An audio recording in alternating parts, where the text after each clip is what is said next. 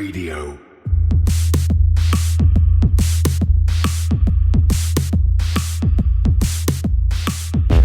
You're listening to Cryptocurrent, the only podcast that explores the bold projects, exciting opportunities, and the growing reach of blockchain and cryptocurrency.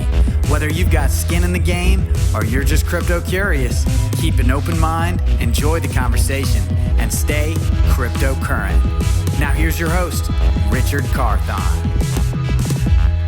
Hello, everyone. Welcome to another episode of Cryptocurrent. Your host here, Richard Carthon. And today I got a very special guest. We got Gunnar out of Hong Kong with First Digital. How are you doing today? Hi, Richard. Thanks for having me. I'm doing great and really good to be on your show. Amazing. Well, I know it's bright and early over there, so I do appreciate you being flexible with your schedule. But before we dive into today's conversation, how about you give us a little bit of background about yourself? Sure thing. So my name is Gunnar. I'm the CEO of First Digital Trust. And First Digital Trust is essentially a spin-off from Legacy Trust Company. Legacy Trust is a Hong Kong-based trust company. It's been around since 1992. And it really got into the digital asset and crypto space about 3 years ago. As for myself, as you mentioned, I'm based out of Hong Kong. I moved there end of 2008 or so. I set up a company there working mostly on, mobile apps, web apps back then. And, it was really a time when everybody was trying to build apps and, was trying to get rich building their game or app and getting listed on, App Store for a few dollars and, selling it to maybe hundreds of millions of people. And funnily enough, it's like quite similar to what was happening in the crypto space a few years ago. And the whole scene was very similar. There was a lot of startups and, all of that going on. But back then for my company, one of our clients was Legacy Trust. So we ended up building a lot of things for Legacy Trust in terms of back office systems and, a lot of automating a lot of the processes and procedures for Legacy. And what happened is eventually the CEO of Legacy asked me to bring over my team to join the company full time and just work on these dedicated projects. Gotcha. I ended up really. Yeah. So I was going to say, so on that subject, so you kind of come over. You said about 3 years ago. So that is roughly 2017. Was this your first introduction into the cryptocurrency blockchain space, or did you learn about it previously? Like, what was your first intro to the space? I was really skeptical actually, because I knew about crypto a while back, probably from like 2015 or so. But I thought this was sort of one of these, novelty things that, just being talked about on online discussion boards and, just a bunch of tech people trying to build something and, doing that.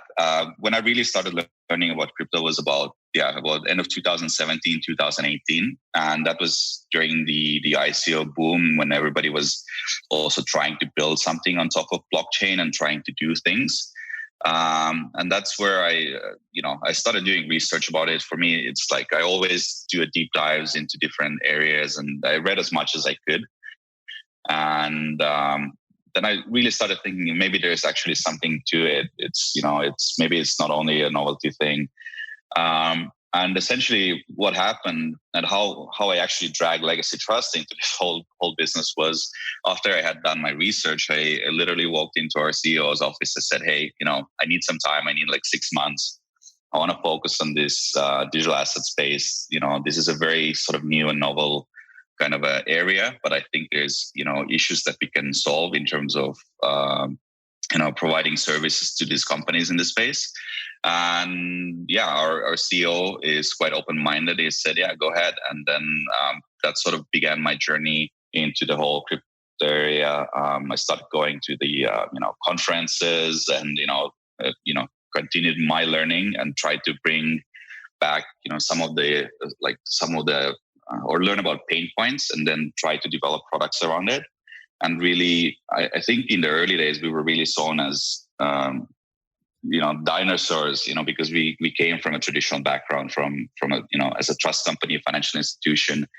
we were like very foreign elements in the crypto community. But we started building our solutions. We really focused on custody in the first place. I think we were one of the first companies to start talking about proper custody, and that's how it all sort of got started. So, and thank you for explaining that. But you said something that stuck out to me, and I want to kind of go back into it. You said initially you were skeptical, but then you basically became all in. What was it about this space, or what was the turning point for you where you decided, because of this, I now want to go tell our CEO and we're going to go dive into this space? I think it was because it seemed the industry seemed very young, and I saw a lot of problems. I saw a lot of problems in a way that companies were trying to build their products because everybody was really focusing on technology. But what they were essentially doing is they were dabbling in the financial services space, or essentially building financial products in many cases. And that's an area where I thought, okay, hey, maybe this is how we can help. And after having some discussions with actually, real people in real world, outside of online discussion boards and forums and, Reddit and places like that, there were actually real people out there really passionate and trying to build real products. And, I saw that we could actually bring value to this community. Definitely. And I think it was a really good on your side to see the opportunity and then look at basically the old, kind of like you said, you were dinosaurs, right? You were in the traditional sense of the financial industry, and you're like, here's this new opportunity. Let's find ways to adapt and try to be at the front of this. And you say you started with, some custodian work and some other things, but tell us a little bit about digital first. And basically, I know you were explaining a little bit before the interview about how it's kind of in conglomeration with legacy trust, but it's more focused in the digital currency, cryptocurrency, blockchain space. So tell us a little bit more information about that. Sure. So First Digital Trust is essentially what used to be the digital asset department under legacy trust. So anything that was related to cryptocurrencies or fintech and all of that, we were just used to do that under the legacy trust brand. And in the early days, it was sort of a strategic decision for us to keep it under legacy brand because although we had great faith in this industry in terms of business and building a business, we felt that it was safer to have it under legacy brand. And then fast forward 3 years to 2019, we actually saw that this department has legs; it could survive as a business on its own. And the Legacy's board was really also realizing that the business models are very different.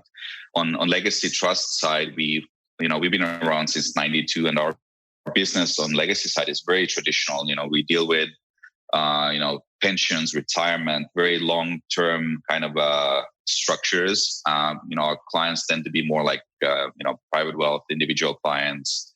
While as this whole digital asset department, it was sort of ring fenced from a day one, but it had to move really fast. Like in a crypto space, you don't have like settlement dates, for assets that are 1 month long. You have people that let's say want their assets to be settled in matter of minutes or in matter of hours. And when it comes to custody, the technology powering the custody was very, very different. So it's just a very different focus. And that's why the management saw that, First Digital Trust itself could grow faster by spinning off it into a separate legal entity. It allows us to also not only move fast, but also experiment a little bit more without sort of offending our clients on a traditional side. So it was a very sort of, like I said, strategic decision to do that. And that was primary motivation underneath it. Gotcha. Okay. And so for everyone that wants to learn more about First Digital Trust, like who is your ideal customer? Like who would come in and utilize this opportunity? So with First Digital Trust, we're really focusing on everybody that's in the digital space or fintech space, I would say. We see crypto as part of fintech, and we're huge believers that crypto will be, huge part going forward, powering a lot of these systems, and blockchain in specifically, will be a huge part of this sort of a new wave of technologies that will come out. I think in terms of like our clients on the crypto side, it's definitely, exchanges, OTC desks, but more on the, newer side, issuers. Personally, I believe, asset tokenization is on the verge of really taking off. But, we're also open to work with traditional companies that don't use blockchain at all. I think, for example, one of the things that we're trying to do right now is to build out our APIs so that anybody that's building some sort of a financial services app, whether it's a wallet or whether it's some sort of a money transfer mechanism or anything like that, where they can tap into our APIs, our core infrastructure, and build on top of that. And they can have their idea, they can have their branding and everything, and just use us behind the scenes as sort of infrastructure provider. Yeah, and I mean that sounds like a really cool feature where people can just be building on top of your platform, which is always very powerful, and giving people the flexibility to realize the visions that they have to bring various financial tools to their end user, their end customer. And so I know that you've been working on this for a while, but how has the overall experience been for everyone that comes and uses First Digital Trust so far? I think overall the experience is good. Like, we like that there's a lot of projects. The ideas are really great, but what we find is that the projects tend to be run by people that are really good in technology, but the financial services space is heavily regulated. There's a lot of compliance requirements, and there is a lot of sort of incumbent structures in place. And even though when you're trying to build something on the fintech side, you do need support from this traditional side. And that's where we really try to help out and try to bring in our sort of knowledge of the traditional space. And so far it's been working out great. As long as the companies realize that it's just building an app doesn't make you successful right away. You need all of that infrastructure behind the scenes to power it. And we have this sort of a running joke that a lot of crypto companies, especially in the early days, they were saying we want to build a bank and we want to do that. So like if we had $1 for every time somebody said we want to build a bank, we would be millionaires already. But in reality, building a bank, it's one of the most regulated, most scrutinized industries in globally, in any country, whichever country you are in. So you need to sort of plug into these traditional infrastructures, and that's where we come in. And we're really open-minded at working with fintech companies, and that's one of the first things that we actually explain. We say, okay, you're really good at technology, you have really great idea, let us help you with this. And then hopefully together that will sort of bring about the sort of really good experience, a really good product ultimately. For sure. And I think a good way to wrap that and kind of just put in clear context is you let technology companies come build superior products, and y'all help with all of the other parts of the business, whether it's the financials, whether it's figuring out, how to have the infrastructure for them to go and build this technology. You're just the all-in-one encompassing way to be able to bring some really cool financial fintech technology to the greater world. Yeah, and I mean that's a pretty good summary. And I think when we're talking about blockchain is there to solve very specific problems. One doesn't need to use blockchain for everything to be successful, but there is a very good use for it, whether it's for accounting or record keeping and all of that. And whichever product you're building, there's still those traditional components there, and that's where we try to help. Definitely. And one of the things that you brought up was that you work with quite a few different companies in the space and the customers that have come through. What are some various either crypto or blockchain companies that are kind of working in the space or working on particular projects that have your attention? So maybe in terms of some of our existing clients, so we work with Trust Token. They were one of our earliest stablecoin clients, where we handle some of their underlying reserves.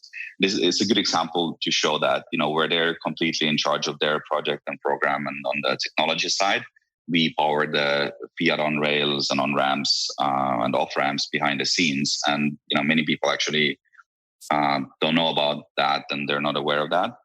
In terms of upcoming projects, we are very bullish on asset tokenization. So there is a couple of projects in works there. I can't really name drop there, but I'm really a huge believer of tokenization of more traditional assets like precious metals, gold. In the gold space, there is actually few existing projects out there. Tether got into the gold, Baxis Gold. All of these projects are doing a really, really good job. But I think there is more more room in that space, and more room to innovate. And then we are also really bullish on when it comes to tokenization of real estate and other sort of fixed assets, where fractional ownership could play or could bring some benefits, essentially. For sure, and thank you for sharing that insight. Another question that I have for you is, 2020 has been a very interesting year, to say the least, and has definitely brought cryptocurrency and blockchain to the forefront of a lot of people's minds. What are some things on the horizon this year and in the future that you think others should be looking out for?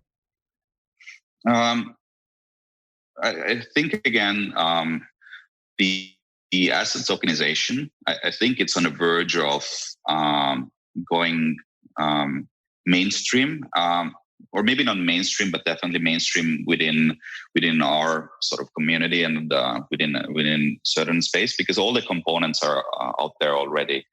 The regulations are maturing in most countries. In Hong Kong, we had SFC put out some regulations last year and this year. The taxation points are getting more clear as well globally. In terms of the structuring and the underlying structures to wrap the real world assets and that allow tokenization, those are already existent out there as well. And that's something that's very close to home for us. I mean, trust structures, and using a trust is a perfect example where you separate the legal and beneficial ownership. And it offers very interesting solutions in terms of asset tokenization. So I would say it's definitely something to watch out for. One of the components that we're still missing is maybe on the liquidity side. The marketplaces are not there. But my guess would be that those marketplaces are around the corner, and they will probably pop up in places like EU, where you have 400 million people. You have US, which is a huge, single market, 300 million people. And then Asia and the smaller countries will be probably the later ones to follow suit. But I think it's happening, and I think it's happening sooner than we can sort of expect. Cool. And I think that's great things to be looking out for. And something that actually I hadn't even thought about was on the trust side, especially when you think about digital asset and how that can all be set up. I mean, just in the crypto world, when you think about digitizing all these assets, when you think about the crypto world and how you could set up everything, there needs to be a more secure, a way in place that you can make sure that these assets that you are getting can be transferred to your family or to whomever, your loved ones, whoever you want them to be, and done in a way that you don't have to worry about it, right? And so I do think that is going to be very important and something that people should be looking into as they look at having cryptocurrency and blockchain as part of their portfolio and building for the future. Well, there is one aspect, which is the crypto itself, like you mentioned. How do you pass it along? If you want to transfer it, and there's a lot of solutions out there for that. But what really has been hindering tokenization before is, let's say you own a property. Let's say you're a property developer and you want to tokenize this condominium tower. So if you were to tokenize that, and if you hold the title yourself, your investors probably wouldn't have trust, because what's stopping you from running away or transferring that title or doing something with that?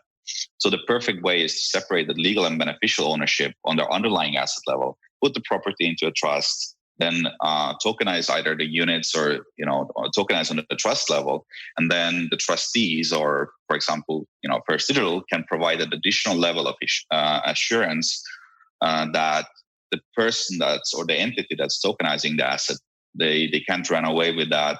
There's rules in place, there's proper auditing in place, and the token holders then can be also sure that the underlying assets really are there, that are supposed to be backing these tokens that are being issued to the investors. Gotcha. And thank you for that example. I think that clarified a lot. So I really do appreciate you bringing that on our thoughts and to keep that on our minds as things are developing. But as we wrap up this conversation in our interview, I always ask, what is a final thought that you want to leave with all of our listeners? So I want to ask you, what is one thing that if anybody who's listening today, you want them to have it as a major takeaway or something to think about with everything happening in this space right now? I think, for all the crypto entrepreneurs to just, keep building great stuff. It's pretty much like with any other startups. There's a lot of ideas that fail, but there's also a lot of great ideas that work out. And, I think the overall commitment to the space, if you have an idea, try it out. And, if it doesn't work out, try again. And, just blockchain is here to stay. And, these fintech solutions are going to be powering our lives in the future. So just, for companies to keep at it and, keep building great products. Excellent. I think that's a great final thought. Keep being great builders and keep building the products. Gunnar, really appreciate your time. What are some ways that people can connect with you? You can also learn more about First Digital Trust. So we have our website. I think that's probably the main one. So firstdigital.com. And also, once the whole COVID situation is over and world is back to normal, we do attend a lot of conferences in Asia and US. So, when you hear a name or when you see us, always feel free to reach out to us. We're quite open people, quite excited to share ideas and, just to discuss. Awesome. Well, everyone, make sure you go reach out, and hopefully you might even get to see him at a conference sometime in the near future. And everyone listening, stay cryptocurrent. Hey, Cryptocurrent crew, we want to give a quick shout out to all of our faithful listeners out there. It's been an amazing journey, and we really appreciate your support throughout the years as we've been growing as a community. Each episode, we decided that we would start sharing some of the reviews that you are leaving for us. And so for today, we would like to share this review. Today's review comes from Hoyas 2022. Not only is this podcast educational, it's exciting and fun to listen to. I tune into every podcast and learn something new. Whether you've been in cryptocurrency for a while or are new to the space, you can always learn something from this podcast.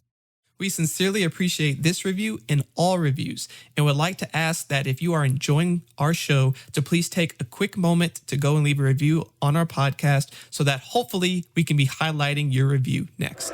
Hi, everyone. Thanks for listening to another episode of Cryptocurrent. For more information on this episode and all of our episodes, please visit us at www.crypto-current.co. Want to stay up to date in the latest news in cryptocurrency? Sign up for our newsletter today. You'll receive daily emails Monday through Friday that are personalized and curated content specific to you and your interest, powered by artificial intelligence. You can either go in our show notes or go to our website to sign up today. Are you an accredited investor looking to invest in cryptocurrency? Crescent City Capital can help. Go to crescentcitycapital.com for more information.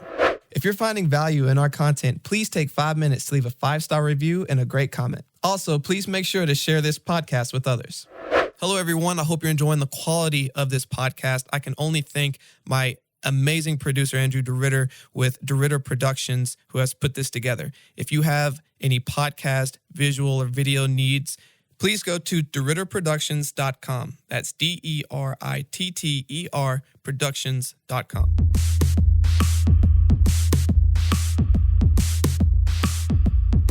Thanks for tuning in to another episode of Cryptocurrent with Richard Carthon.